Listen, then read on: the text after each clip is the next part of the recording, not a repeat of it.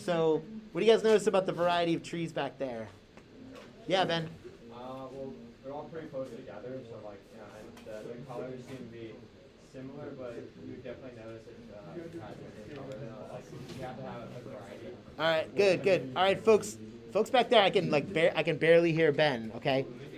All right, so Ben said that even though the shape is roughly the same, that they're all very close together, you can see a slight variation in the tone in each tree, and that's because you have different types of trees back there. So you've got similar shapes, but you've got a variety of different colors. And so that's the trick, is to try to show that there's like a big group of trees without just making like one blob. So the way I usually approach this is I work like on one little clump at a time, and then I move over to the next one and I change colors slightly so that I get a variation. It doesn't have to look exactly the same or perfect. It just has to show some difference in tone as I go from one tree to the next. I'm going to do these ones over on the right side because they're the furthest back, and then these next ones are a little bit closer. You can see that they're bigger overall, so that means that they're a little bit closer. So these trees on the right are actually kind of reddish. See that? So I'm going to use, for this, I'm actually going to use a little bit of red and a little bit of blue, and I'm going to make a bit of a purple tone. And then I'm going to add a little bit of my green mixture that I already created. So that's going to give me like a little bit of a neutral color. And if I want to make it darker, I'm just going to add some more blue. I know it sounds weird to add blue for tree color, but if it's balanced with the other colors in the mixture, you actually get like more of a brown or a neutral color. Wait, what are the colors? Red, blue, and... I used red and blue, the regular red and the regular blue, and then I added it to the. Then I combined it with the green that I had already made for the ground, and then I'm gonna just kind of. I'm doing just one clump of trees at a time. Then I'm just gonna kind of tap, same as like the cloud texture. I'm just gonna tap the brush like that. Pretty inconsistently, actually. I don't want to fill it all in. I just want to create like a little clump.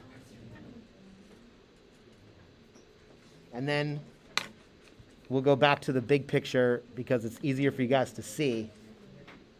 So that clump of trees actually carries over to the next thing. So I'm just going to do another section of those. So I'm using, again, my color combo is I'm using a little bit of red and a little bit of blue to make kind of a purple, and then I'm adding it to the green that I already made, and that's giving me a bit of a neutral tone.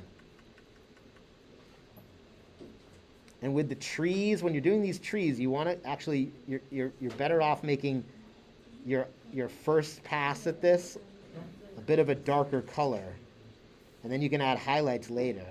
Should we be seeing your painting? If you want to just watch, and then you can paint right after that. We can't see it. Oh, sorry, it's not. Oh yeah, you're right. Thanks, guys. Hey, that's good. You're paying attention. People are looking and paying attention. There we go.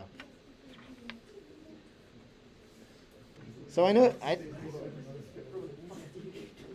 it looks a little weird to use like a reddish color for this picture, but that's actually going to give me like a really good distinction between my tree colors.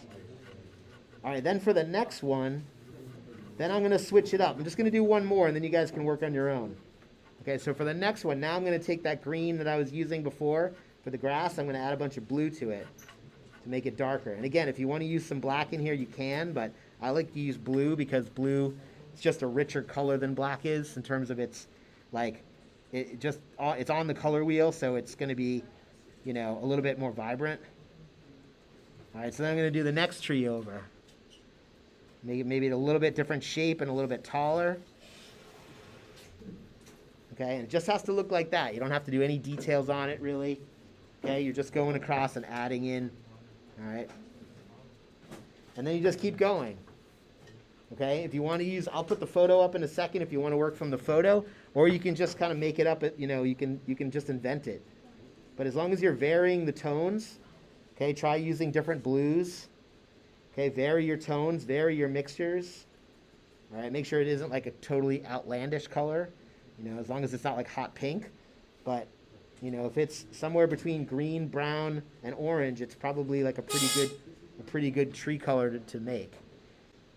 and then just switch the color, and then switch the shape. And you can leave gaps if you want to leave gaps to show the landscape through the trees. You could do that too.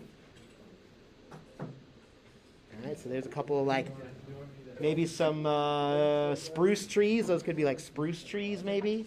Those like the blue spruce trees. Okay, so that's the basic idea.